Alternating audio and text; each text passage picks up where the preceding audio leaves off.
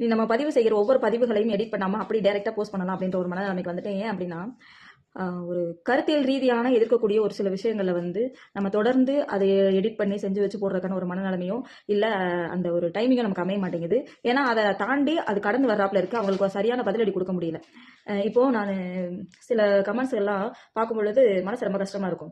இது வேண்டத்தகாத விஷயங்களை வந்துட்டு அவர்களுக்கு சார்பாகவே எடுத்துக்கொண்டு யாராவது ஏதாவது ஒரு கருத்தியல் ரீதியாக சொன்னாங்க அப்படின்னா அவர்களுக்கு சார்பாக எடுத்துக்கொண்டு அதில் இருக்கிற நன்மையை விட்டுட்டு தன்னுடைய கட்சிக்கு ஆதரவாகவும் இளைஞர்களை தவறான வழிகளில் கொண்டு போறதுக்கான முயற்சிகள் இங்கே நிறைய நடந்துட்டு இருக்கு.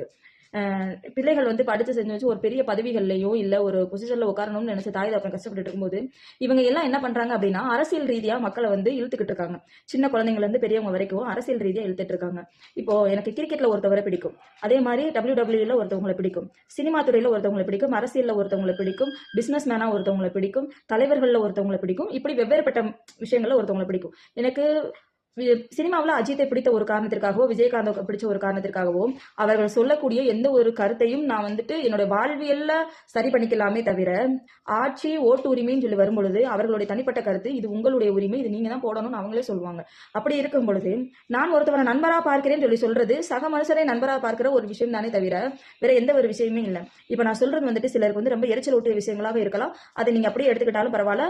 எனக்கு காலையிலேயே என்னுடைய குடும்பத்தில இருந்து ஒரு அறிவுரை வந்துருச்சு, நீ வந்து அரசியல் ரீதியா எந்த ஒரு போஸ்ட் போட்டாலும் அவங்க உன்னை அசிங்கமா பேசுவாங்க, அதை நீ கடந்து போயிருவ, ஆனா பாக்குற எனக்கு அதை தாங்க முடியாது அப்படின்ற ஒரு விஷயத்தை முன் வச்சாங்க. ஆனால் எனக்கு கூட சொல்லக்கூடிய கருத்தை நான் சொல்லிடுறேன். இது தெரியும், இது கீழ்த்தரமான விமர்சனங்கள் வரும் தெரியும். இதை தாண்டி தான் ஒரு பெண்ணா இருந்தாலும் சரி ஒரு ஆணா இருந்தாலும் சரி போக வேண்டிய ஒரு கால கட்டமைப்புக்குள்ள நம்ம வந்துட்டோம். ஏன் அப்படின்னா தன்னை எதிர்த்து எவன் கேள்வி கேட்டாலும் அசிங்கமா திட்டோம், அவங்கள வந்து கேவலப்படுத்திட்டோம், கேரக்டர் வைசமா இல்ல நம்ம கெட்ட வார்த்தையில பேசிட்டோம்னா ஆப்போசிட்ல இருக்கிறவங்க சைலண்ட் ஆயிருவாங்கன்ற ஒரு மென்டாலிட்டியிலேயே நிறைய பேர் சுத்திக்கிட்டு இருக்கீங்க. அது உங்களுடைய வளர்ப்பு சம்பந்தப்பட்ட ஒரு விஷயம். இன்னொருத்தவங்க தரக்குறைவா பேசுறது வந்து உங்களுடைய வளர்ப்பு சம்பந்தப்பட்ட விஷயம். அதுக்காக ஆப்போசிட்ல இருக்கிறவன் தலை குனியணும்ன்ற அவசியமே இல்லை. ஏன்னா இப்ப இருக்கிற அரசியல் நீ அப்பதான் பண்ணிக்கிட்டு இருக்கீங்க. கருத்துக்களை கருத்த விதமா நீங்க செயல்கள் விதமா நீங்க வந்து நேரடியா மோதாம தவறான வார்த்தைகளையும் கொச்சையான வார்த்தைகளையும் பயன்படுத்தியே தாழ்த்துற விதமா தான் நீங்க போயிட்டு இருக்கீங்க. அப்போ உங்களுடைய ஆட்சி காலம் வந்ததுக்கு அப்புறம் நீங்க எந்த விதத்துல உங்களை மாத்திக்கிடுவீங்கிறத யோசிச்சு பாருங்க. இப்பயே இந்த ஆட்டம் அப்படின்னா ஆட்சியெல்லாம் புடிச்சுட்டா உங்களை மாதிரி இருக்கிறவர்களை வச்சு இந்த நாட்டோட நிலைமை எந்த லெவலுக்கு போகும் அப்படிங்கறத யோசிக்கணும். இது எல்லா கட்சிக்கும் பொருந்தும், முக்கியமாக டிஎம்கேவுக்கு பொருந்தும். ஏன்னா எல்லாரும் என்ன சொல்றாங்கன்னா டிஎம்கேவுக்கு வந்து நான் கொத்தடிமைன்றாங்க. அதுக்கு சுருக்கமா விளக்கமும் நான் உருப்படியா நான் கொடுத்துடுறேன். இது பல தடவையும் சொல்லிட்டு நான் டிஎம்கே சொம்பு கிடையாது, நான் எவனுக்கும் சொம்பு கிடையாது, என்ன பெரிய கொம்பனுக்கும் நான் சொம்பு கிடையாது, எவனா இருந்தாலும் நான் சொல்றேன். நான் டிஎன்கே மட்டுமே கிடையாது, ஏடிஎம்கேவுக்கும் சரி டிவிகேவுக்கும் சரி நான் தமிழர் கட்சிக்கும் சரி திருமாவளவனுக்கும் சரி யாருக்கும் நான் வந்துட்டு சொம்பு தூக்கம் கிடையாது, யாருக்கு அடிமையும் கிடையாது. ஏன்னா இப்போ வரைக்கும் நான் எந்த சூழல எங்கேயும் ஓட்டு போட்டது கிடையாது. ஆனால் என்னை விமர்சிக்கிற நீ பர்டிகுலரா என்னை விமர்சிக்கிறான்ல அவங்களுக்கு மட்டும் சொல்றேன், நீ இதுக்கு முன்னாடி ஒரு கட்சிக்கு ஓட்டு போட்டிருப்ப, பணம் இதுக்கு முன்னாடி நீ ஒரு கட்சிக்கு நீ கொடி தூக்கி பிடிச்சி ஓடி இருந்திருப்ப, உன் குடும்பத்துல இருந்தவங்க ஓடி இருந்திருப்பாங்க, என் குடும்பத்துல இருந்தவங்க ஓடி இருந்திருப்பாங்க. பட் நான் ஓடுனது கிடையாது. ஓடுனதுக்கான ஆளாரம் ஏதாவது ஒண்ணு இருந்துச்சுன்னா காட்டு, இல்ல நான் எந்த கட்சியோட உறுப்பினர் ஒண்ணு இருந்தா காட்டுன்னு சொல்லிட்டு நான் சொல்லிக்கிட்டே தான் இருக்கேன். ஆனா யாரும் காட்டின வாடு கிடையாது. ஏன்னா இருந்தா தானே நீ காட்டுவ. உடனே ஒருத்தன் சொல்றான், நீ வந்துட்டு டிஎம்கே சொம்பலாம் ஆகும்னா இதை சொல்லிக்கிறீங்க, நான் டிஎம்கே சொம்பா இருந்தா மட்டும்தான் எனக்கு இந்த பயம், இந்த இடத்துல நான் ஸ்டாலினையும் முக ஸ்டாலினையோ இல்ல உதயநிதியோ எதிர்த்து நிக்கணும் அப்படின்னா என்ன ரீசனுக்காக நான் எதிர்த்து நிக்கணும் சொல்லுங்க, எதிர்த்து நின்றுவோம். என்ன ரீசனுக்காக எதிர்த்து நிக்கணும்னு நினைக்கிறீங்க? நான் ஐயோ அவங்க இப்பங்கன்னு பேசணும்னு நினைக்கிறீங்களா? அவங்க பேசணும்னு நினைக்கிறீங்களா? இல்ல கெட்ட கெட்ட வார்த்தையில உங்களை நீங்க வந்து மத்தவங்களை விமர்சிக்கிறீங்களா? அந்த மாதிரி விமர்சனம் அது உங்களுடைய கருத்து, அது உங்களுடைய கருத்து, எனக்கு அவசியம் கிடையாது. இதே நீங்க ஆட்சியில இருந்தாலும் உங்களுடைய தலைமை பண்புங்கிறது எந்த அளவுல இருக்கோ அதுக்கு கீழே இருக்கிறவங்களால திட்ட முடியும், தலைமை பண்பு திட்ட முடியாது. ரீசன் என்ன அப்படின்னா தலைமை பண்புங்கிறது ஒரு குடும்பத்தை நடத்துவதற்கு சமம். குடும்பத்தை அவங்க சம்பாதிக்கவோ அவங்களுடைய தேவைகளை பூர்த்தி செய்யவோ இருக்கிறார்களே தவிர நீ வெளியில போய் செய்யக்கூடிய ஒவ்வொரு அயோக்கியத்தனத்திற்கும் உன் பின்னாடியே குடத்துக்கி பிடிச்சிட்டு வர முடியாது. இதே இது டிவிகேல வந்து விஜய் வந்து ஆட்சியில வந்து உட்கார்ந்தாலும் அதுக்கு கீழே நடக்கக்கூடிய ஒவ்வொரு அயோக்கியத்தனத்திற்கு இப்பவே நடக்கத்தான் செய்யுது.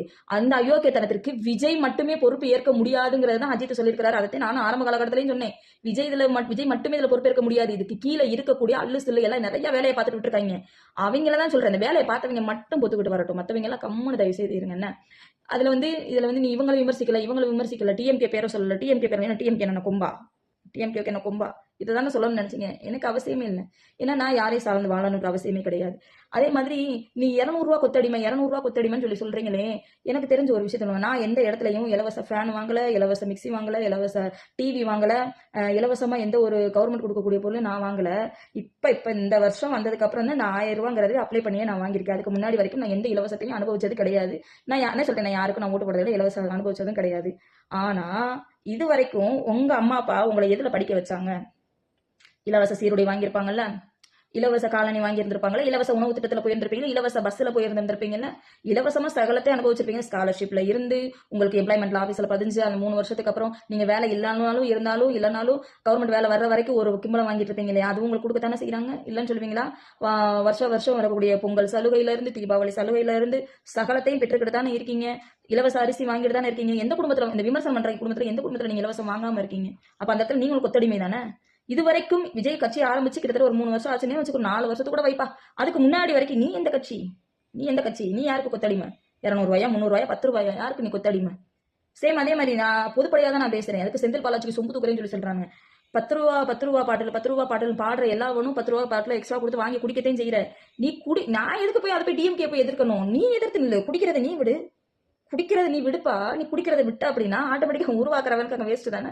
குடிக்கிறத நீ விட மாட்ட, அதை வாங்கி குடிச்சுக்கிட்டே நீ கொத்தடிமையான்னு பேசுவ. அப்ப அந்த 200 ரூபாவை கொண்டு போய் குவார்டருக்கு கொடுத்து நீ வாங்கி கொத்தடிமையா இருக்கிறது நீயா நானா? யோசிச்சு பாத்தியா?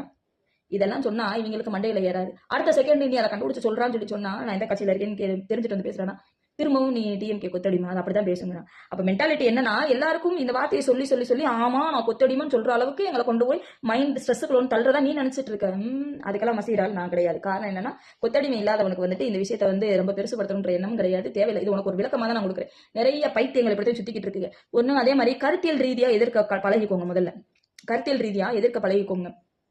ஒருத்தவங்களை கருத்தியல் ரீதியா எதுக்கு துப்பு இல்லை அப்படின்னா அப்ப இன்னொருத்தவங்களோட விஷயத்துல போய் நீங்க கமெண்ட் பண்ணவுமே கூடாது, அவங்கள பத்திர போஸ்ட் போடவும் கூடாது. நீ உன் தலைவன் பேசுறது மட்டும் பேசிட்டு கம்முன்னு அப்படியே கப்பிச்சுக்கணும், அதே வேத வாக்குன்னு சொல்லிட்டு போயிடணும். இன்னொருத்தவங்களை பார்த்து நீ விமர்சிக்கவே கூடாது. இன்னொருத்தவங்க கருத்து நீயும் சொல்லக்கூடாது. அப்ப நீ சொல்றத பார்த்து 4 பேர் கருத்து சொல்லத்தான் செய்வான். அப்ப இந்த விஷயத்துல சரியா நான் ஆரம்பத்திலேயே நான் சொல்லியிருக்கேன். நான் விஜய் ஏதோ எங்களுக்கு அரசியல் மாற்றம் தேவைதான். என்னது எங்களுக்கு அரசியல் மாற்றம் தேவைதான். ஏன்னா எல்லா விஷயத்திலையும் அரசியல் மாற்றம் யாருக்காவது ஒரு இடத்துல தேவைப்பட்டதா இருக்கும். அந்த இடத்துல நீங்க பண்ற விஷயம் என்ன தெரியுமா? அதனால நல்லதே நினைச்சு வந்தாலும் இது முன்பு பதிவிட்டிருக்கேன், மீண்டும் பதிவிடுற பக்கி பரதேசி தற்குறிகளா அப்படின்னு சொல்லுவேன். தற்குறின்னு சொல்லுவேன். தற்குறிகளா நல்லா காது கொடுத்து கேட்டுக்க. அந்த மனுஷை நல்லது செய்யணும் வந்தாருன்னு வச்சுக்கிறோம். ஓகே, எங்களுக்கு மாற்று அரசியல் தேவைதான். ஆனால் நீங்க அதை உங்களுடைய சுயலாபத்துக்கு யூஸ் பண்ணிக்கிட்டு யாரை பழிவாங்க வேண்டும் என்று நீங்களே ஒரு முடிவு கட்டி அந்த ஆள் மண்டையில ஏற்றி விட்டு அதை ஒரு பெரிய பிரஷரை கொடுத்து இப்படி இருந்தாலும் நம்ம கட்சி போவோம், அப்படி இருந்தாலும் நம்ம மதிப்பாங்க, இவங்களை ஏற்ற நம்ம பெரிய ஆயிரும், இவங்களை ஏற்ற அது பண்ணிக்கலாம்னு சொல்லிட்டு உங்களுக்குள்ளேயே சில விஷயங்கள் டிஸ்கஸ் பண்ணிட்டு இது நடந்தா போனா இப்படி ஆயிரும், இப்படி வந்தா இப்படி ஆயிரும், இப்படியே சொல்லியே அந்த ஆள் ஒரு மண்டையை குழப்பி வச்சிருக்கீங்க. அது உங்களுக்கே நல்லாவே தெரியும். இது யாரு விளக்கணும்ன்ற அவசியம் எல்லாம் கிடையாது. நீங்க வாய்களை மூடிக்கிட்டீங்கன்னா அந்த ஆளா எடுத்து நடத்தினா கூட அடிப்படையில இருந்து தெளிவா அந்த கட்சி எடுத்து நடத்திட்டு போவாப்ல. ஊட இருந்துட்டு தலைவரே இது அப்படி இது இப்படின்னு சொல்லியே அதனால அதுவே ஆமா நம்ப வச்சிட்டீங்க. இப்ப எப்படி நீங்க எங்களுடைய மைண்ட பிரெயின் வாஷ் பண்ணி நீ கொத்தடிமைன்னு சொல்லி ஆமான்னு சொல்ல வைக்கிறதுக்கு ட்ரை பண்றீங்களோ, சேம் அதே மாதிரி விஜய் கிட்ட சும்மா பேசியே அதுதான் உண்மைன்ற அளவுக்கு நம்ப வச்சுட்டீங்க. அதனால அரசியல் தெரிஞ்சு வந்தாப்லையோ தெரியாம வந்தாப்லையோ அது அந்த அளவுக்கு தான் தெரியும். ஆனா இருந்தும் நீங்க என்ன பண்றீங்க, நல்லது செய்ய வந்தவனை கூட ஏதாவது ஒரு விஷயத்துல அப்படியே நோண்டி பிச்சு புடிங்கி எடுத்துட்டு கடைசியில இதுவே நம்ப வச்சிருக்கீங்க. சிம்பிள். நான் உங்களுக்கு ஒன்று சொல்லட்டுமா? இன்னைக்கு நான் என் மனசார சொல்றேன், அந்த 41 பேர் இறந்த இடத்துல விஜய் ஒருத்தவங்களுக்காண்டியாவது நின்றுருந்தாரு அப்படின்னா பின்னாடி நின்றுருப்பேன். இப்ப எல்லாரும் சொல்றீங்கல்ல ஏகே ரசிகன் ரசிகன் தளபதி தொண்டன், நான் நின்றுருந்திருப்பேன். நிக்க முடியாம போனதுக்கு மெயின் ரீசன் என்ன தெரியுமா? இந்த மாதிரி சின்ன விஷயங்கள் தான். இதை சொன்னா உங்க மனநிலைமை ஏத்துக்கிற ஒரு மனப்பக்குவத்துல வராது. ஒருத்தவன் சொல்றான் நீ எல்லாம் உண்மையான ஏகே ரசிகை இல்லை, உனக்கு ப்ரூஃப் பண்ணணும் என்னடா அவசியம் இருக்கு? அவன் ஒரு பேக் ஐடி, அவன் ஒரு ஒரிஜினல் ஐடினா பரவாயில்ல, ஒரு போஸ்ட்ல ஒரு மன மாட்டேன். நீ ஏகே ரசிகையே கிடையாது. நான் தெரியாம தான் கேட்கிறேன். இப்ப நான் அரசியலுக்கு வந்தப்பையும் கூட ஏகேவை வந்துட்டு நீங்க என்ன பண்ணீங்க? அஜித் நீங்க என்ன பண்ணீங்க? பாரு இருந்தாலும் மக்களுக்கு தொண்டு வேண்டாம், இவன் இந்த மாதிரி கார் ஓட்ட போயிட்டான், எத்தனை போஸ்ட் அசிங்கம். அப்ப இதுல கேவலமா நானும் விஜயும் வந்துட்டு ஃப்ரெண்ட்ஸ் அப்படின்னு சொல்றதை மட்டும் வக்காலத்து வாங்குற நீ எத்தனை போஸ்ட்ல போய் அஜித்துக்கு அப்படி சப்போர்ட் பண்ண தப்ப அந்த மாதிரி பேசக்கூடாது அப்படின்னு எத்தனை பேர் சப்போர்ட் பண்ண? வேடிக்கை பார்த்துட்டு ஈன்னு பல்ல காமிச்சு தானே இருந்தேன். அப்புறம் என்னப்பா நீ பேசுற? அப்புறம் என்ன நீ பேசுற? என்னமோ போய் அஜித்துக்கு போய் நீ சப்போர்ட் பண்ண மாதிரி எப்படி பேசுற? இல்ல உங்க தலைமை வந்துட்டு ஏதாவது கண்டனம் தெரிவிச்சிருக்கா, இந்த மாதிரி ஏகே ரசிகர்கள் இந்த மாதிரி தவறா சித்தரிக்காதீங்க, செய்யாதீங்க, யாருக்குமே தெரியாத மாதிரி தவறாதீங்க சித்தரிக்கிறது. போய் ஆக்சிடென்ட் ஆகி வந்த போய் அவன் செத்து போயிருவேன்ற அளவுக்கு போஸ்ட் போட்டீங்களா? அன்னைக்கு எங்க மனசு எந்த அளவுக்கு வலிச்சிருன்னு யோசிச்சு பாரு. எங்க மனசு எவனையும் சேர்க்கலடா. இந்த முட்டாத்தனமா போறவனா நான் சேர்க்க கிடையாது. நான் என்னையே சொல்றேன், நான் என் மனசு எந்த அளவுக்கு வலிச்சிருந்துருக்கும்.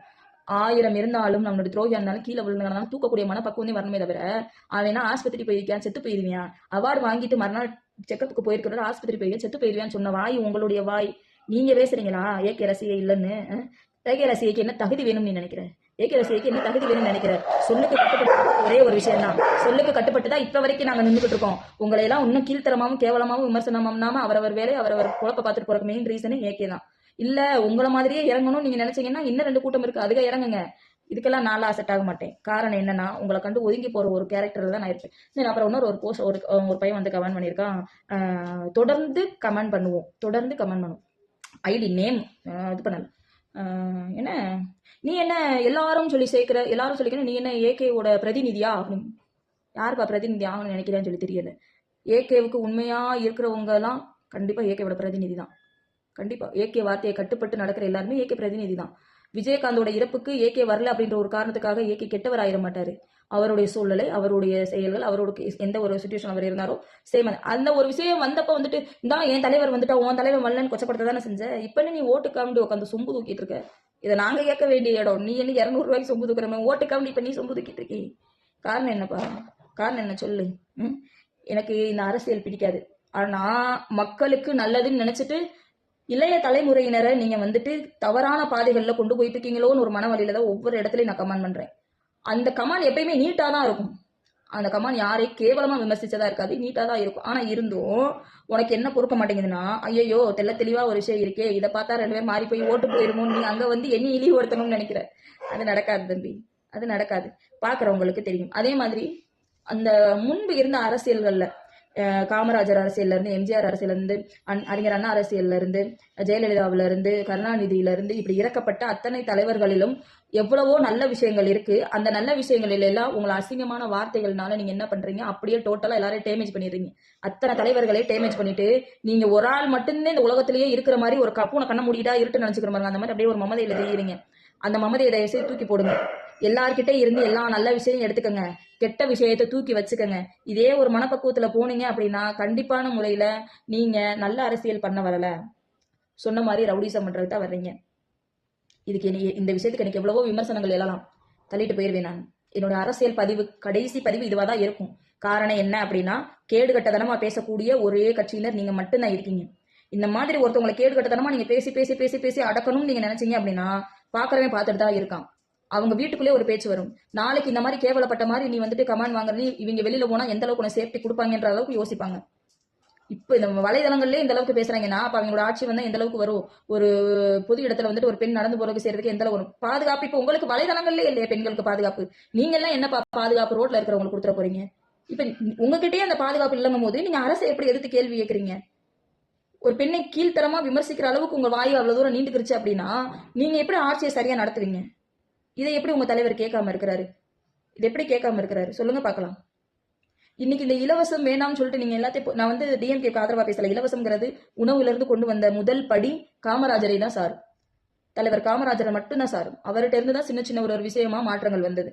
படிக்கிறதுக்கு எனக்கு வந்து சாப்பாடு இல்லை, வீட்டுக்குள்ள சாப்பாடு இல்லை, அதுக்கு நான் உழைக்க தான் போய் ஆகணும், வேற வழி இல்லை, வா மதிய சாப்பாடை போடுறேன்னு சொல்லி கூப்பிட்டு வந்தது காமராஜர். அங்க இருந்து ஆரம்பிச்சது இப்ப வரைக்கும் போயிட்டு இருக்கு ஒரு விஷயமா. அப்ப தொடக்கம்ங்கிறது காமராஜரோட ஆட்சி நீ குறை சொல்றியா இலவசம்னு? அந்த இலவசத்தினால இப்ப அந்த கட்சிக்குள்ள இருக்கிற எத்தனை பேர் நீங்க படிச்சு வந்திருப்பீங்கன்னு யோசிச்சு பாரு. அந்த பஸ் பாஸ் வாங்கினதுல எத்தனை பேர் உங்களுடைய பஸ் காசை மிச்சப்படுத்திருப்பீங்கன்னு பாரு. அந்த உணவு திட்டத்துல எத்தனை பேர் பசியாரி இருப்பீங்கன்னு பாரு. சீருடை திட்டத்துல எத்தனை பேர் ட்ரெஸ் வாங்காம அந்த ஒரு வருஷத்தை அதை வச்சு ஒப்பைத்திருப்பீங்கன்னு பாரு. உங்க அம்மா அப்பாவோட கஷ்டத்தினால இதை குத்தி காமிக்கிறேன்னு நினைக்க வேணாம். இலவசங்கிறது உங்களால யாராலே ஒழிச்சிட முடியாது. ஏன்னா அது பல பேரோட தேவைகளை பூர்த்தி செய்யுது. இப்ப இந்த பணக்கார திமிர்ல பண்ணி அணக்கட்டா ஆடிக்கிட்டு உட்காந்துக்கிட்டு இலவசம் வேணாம்னு சொல்லி சொல்றாள். அவ வீட்டுக்கு இலவசம் வேணாம், ஆனா அவ வீட்டுல 1000 ரூபாய் வாங்குறவ இருக்கத்தானே செய்வாளுங்க. எவ வாங்காம இருப்பா? எவப்பா வாங்காம இருக்கா? உங்களுடைய கட்சியிலேயோ இந்த இலவச வேணாம்னு சொல்ற எந்த வீட்டு குடும்பத்திலேயாவது இந்த இலவச பொருட்களை யாருமே பயன்படுத்தலன்னு எங்க அவங்க புள்ள மேல அடிச்சு சத்தியம் பண்ண சொல்லு. பிள்ளைகளுக்கு கூட இலவசத்தை கொடுக்கல சத்தியம் பண்ண சொல்லு. உடனே டிஎம்கே சும்முன்னு சொல்லிட்டு வராதீங்க. இது எல்லா கட்சியிலும் எல்லா இடத்துலயும் வரும். ஆனா நீங்க அதை எல்லாத்தையும் கேவலப்படுத்தி பேசுறீங்க பாத்தீங்களா? அதுதான் எனக்கு பெரிய ஆச்சரியமா இருக்கு. அதுல இருந்தானப்பா படிச்சு வந்தீங்க, அதுல இருந்தானே தெளிவு வந்தீங்க. எதை எதிர்க்கணும், எதை விடணும், எதை கேட்கணும், இது எல்லாம் உங்களுக்கு வந்து தெரியவே தெரியாதா? இன்னைக்கு நாம் தமிழர் கட்சி போய் அந்த எனக்கு அவங்க மேல இன்னொரு கோவம் இருக்கு. நாம் தமிழர் கட்சி போய் அந்த சாராய கடையை போய் அடிச்சு உடச்சிருந்திருக்காங்க. அந்த தில்லு உங்களுக்கு இருந்துச்சா? அந்த கோவை மாவட்டத்துல தாவேகா கட்சியினர் யாருமே இல்லையா? இல்ல யாருமே இல்லையான்னு கேட்கிறேன். அவங்க போய் அடிக்கணும் ஏதாவது அவசியம் இருக்கா? எனக்கு அவங்கள்ட்ட என்னன்னா, இவ்வளவு நாள் அந்த இடத்துல இந்த மாதிரி ஒரு சம்பவம் நடக்குதுங்கிறது அவங்களுக்கு நல்லாவே தெரியும்ல. சாராய கடை இத்தனை நாள் அடைச்சு உடைக்காம எதுக்கு இப்ப மட்டும் அடிச்சு உடைச்சிருக்காங்க? நீ ஏன் அப்புறம் அவனை குடிக்கிறத நிப்பாட்ட சொல்ல, டிஎம்கேக்கு எதிராக நீ பேச வேண்டாம். நான் உங்களை ஓப்பனாவே கேட்கிறேன். நீ குடிக்காத, அவனோட வருமானம் குறையும். நீ குடிச்சா அவனோட வருமானம் கூடும். நீ குடிக்காம வாயை மூடு. நீ வாயை மூடு, அவன் ஆட்டோமேட்டிக்கா அடங்கிடுவியா? நீ சரியா இரு, அவங்க சட்டம் சரியா இருக்கும். நீ சரியில்லாம இருக்கப்போ ஒருத்தவங்க கேள்வி கேட்கறக்கு உனக்கு எந்த தகுதியுமே இல்லை. நீ சரியா இருந்துகிட்டு அங்க கேள்வியில கேள்வி. அதுக்கு முன்னாடி யாரையும் கேள்வி கேட்காத, எதுக்கும் வாயை திறக்காத. சரியானதை நீ செய்ய ஆரம்பிச்சாலே அரசாங்கம் சரியாயிரும். நீ எப்பேற்பட்ட கும்பாதி கும்பாயும் எதிர்த்து தானா நின்னுக்கலாம். அதை விட்டுட்டு அடுத்தவங்களை கொச்ச